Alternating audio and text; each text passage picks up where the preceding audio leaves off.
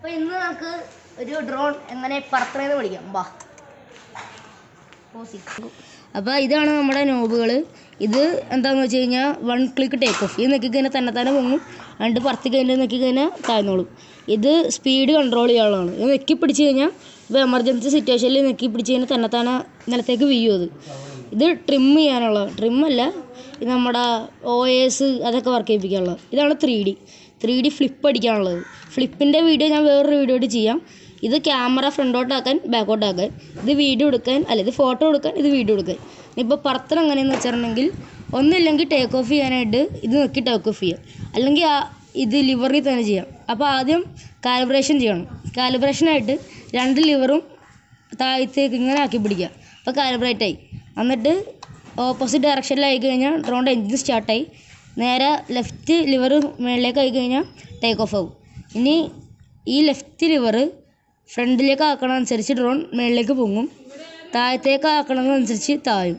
ലെഫ്റ്റിലേക്ക് ആയി കഴിഞ്ഞാൽ ഡ്രോൺ ഇങ്ങനെ ലെഫ്റ്റിലേക്കാവും, റൈറ്റിലേക്ക് ആയി കഴിഞ്ഞാൽ റൈറ്റിലേക്ക് ടേൺ ആവും.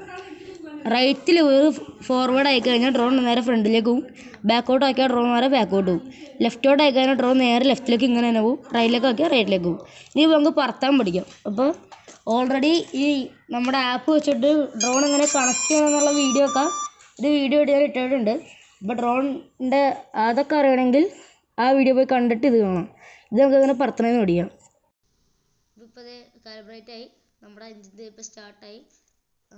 ഇപ്പോൾ സ്റ്റാർട്ടായി കഴിഞ്ഞ് കഴിഞ്ഞാൽ ഇപ്പോൾ നമ്മൾ ഒരു മൂവ്മെൻറ്റ് റിമോട്ടിൽ കൊടുത്തില്ലെങ്കിൽ ഓട്ടോമാറ്റിക് ആയിട്ട് ഡ്രോൺ ഓഫാവും. അപ്പോൾ അത് ഓഫായി കാണിച്ചു തരാം. ഇത് ഓഫായി. ഒന്നും കൂടി പിടിച്ച് ഫ്രണ്ടോട്ട് നമ്മുടെ ലെഫ്റ്റ് വശത്തേക്കാക്കി ഡ്രോൺ പൊങ്ങിയിട്ടുണ്ട്. നല്ല കാറ്റാണ്, അതുകൊണ്ട് റൈറ്റിലേക്ക് പിടിച്ചില്ലെങ്കിൽ ലെഫ്റ്റിലേക്ക് പോകും. ഇപ്പോൾ റൈറ്റിലേക്ക് പിടിക്കുമ്പോൾ റൈറ്റിലേക്കും, ലെഫ്റ്റിലേക്ക് തിരിക്കുമ്പോൾ ലെഫ്റ്റിലേക്കൊക്കെ പോകുന്നുണ്ട്. പിന്നെ ബാക്കോട്ട് വലിക്കുമ്പോൾ ഡ്രോൺ ബാക്കോട്ട് വരുന്നുണ്ട്. അതേപോലെ തന്നെ റൈറ്റ് ജോയ്സ്റ്റിക്ക് മേളിലേക്ക് ആക്കുമ്പോൾ ഫ്രണ്ടോട്ടും പോകുന്നുണ്ട്. ഇപ്പോൾ റൈറ്റിൽ ജോയ്സ്റ്റിക്ക് പിടിച്ചേക്കണം എന്താണെന്ന് വെച്ച് കഴിഞ്ഞാൽ ഭയങ്കര കാറ്റായതുകൊണ്ടാണ്. ലെഫ്റ്റ് ജോയ്സ്റ്റിക്ക് താഴ്ത്തുമ്പോൾ ഡ്രോൺ താഴുന്നുണ്ട്. ലെഫ്റ്റ് ജോയ്സ്റ്റിക്ക് പൊക്കുമ്പോൾ ഡ്രോൺ നല്ല അടിപൊളിയായിട്ട് നല്ല ഹൈറ്റിലേക്കൊക്കെ പൊങ്ങുന്നുണ്ട്. പിന്നെ ഈ ലെഫ്റ്റ് ജോയ്സ്റ്റിക്ക് റൈറ്റിലേക്കും ലെഫ്റ്റിലേക്കൊക്കെ ആക്കണം എന്തിനാന്ന് വെച്ച് കഴിഞ്ഞാൽ ലെഫ്റ്റ് ജോയ്സ്റ്റിക്ക് റൈറ്റിലേക്ക് ആക്കുമ്പോൾ നമ്മുടെ ക്യാമറ നമ്മുടെ മുഖത്തേക്ക്, അതായത് റൈറ്റ് സൈഡിലേക്ക് തിരിയും ഡ്രോൺ. ഇത് ടേൺ റൈറ്റ് ആവും. അതേപോലെ ലെഫ്റ്റിലേക്ക് ആക്കുമ്പോൾ ടേൺ ലെഫ്റ്റ്, അതായത് നേരെ ലെഫ്റ്റിലേക്കാവും. അപ്പോൾ ഒരു കാര്യം ചെയ്യാം, എന്തായാലും ഞാൻ ഒരു യൂസർ മാനുവൽ പോലത്തെ സംഭവം അതിൽ കൊടുത്തേക്കാം, അതിൽ വ്യക്തമായിട്ട് നിങ്ങൾക്ക് മനസ്സിലാവും. ഈ കാണുന്നത് ടേക്ക് ഓഫ് ചെയ്യാനുള്ളതിൻ്റെ ഇൻസ്ട്രക്ഷനാണ്. ഈ കാണുന്നതാണ് ഡ്രോൺ പറത്തണതിൻ്റെ ഇൻസ്ട്രക്ഷൻ. ഞാൻ പറഞ്ഞതിന് എവിടെയെങ്കിലും ഡൗട്ടോ എന്തെങ്കിലും ഉണ്ടെങ്കിൽ കമൻറ്റ് ചെയ്യുക. അതിനു മുമ്പ് ഈ ഒരു മാനുവൽ അടിപൊളിയായിട്ട് വായിച്ചു കഴിഞ്ഞാൽ ക്ലിയർ ആയിട്ട് നമുക്ക് പറത്താൻ പറ്റും. ഇത്രയുള്ള നമ്മുടെ ഇന്നത്തെ വീഡിയോ. ഈ ചാനൽ സബ്സ്ക്രൈബ് ചെയ്ത് കൂടെ നോക്കുവാണെങ്കിൽ നമുക്ക് ഇനിയിപ്പോൾ FPV എങ്ങനെ പറത്തണമെന്ന് പഠിക്കാൻ പറ്റും.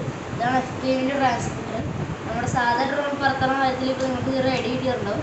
എന്നാൽ സാധാരണ ഡ്രോൺ പറത്തണ പോലെയല്ല FPV. അതിന് നമുക്ക് ആദ്യം ലാപ്ടോപ്പിൽ സിമുലേറ്റർ കളിക്കണം. ഈ ട്രാൻസ്മിറ്റർ കളിച്ച് സിമുലേറ്റർ കളിക്കണം. ആ സിമുലേറ്റർ കളിച്ചിട്ട് വേണം, അത് ഭയങ്കര എക്സ്പീരിയൻസ് ആയാലാണ് FPV പറത്താൻ പറ്റും. അതെങ്ങനെ പറത്തണമെന്നൊക്കെ ചാനലിൽ പറയുന്നുണ്ട്.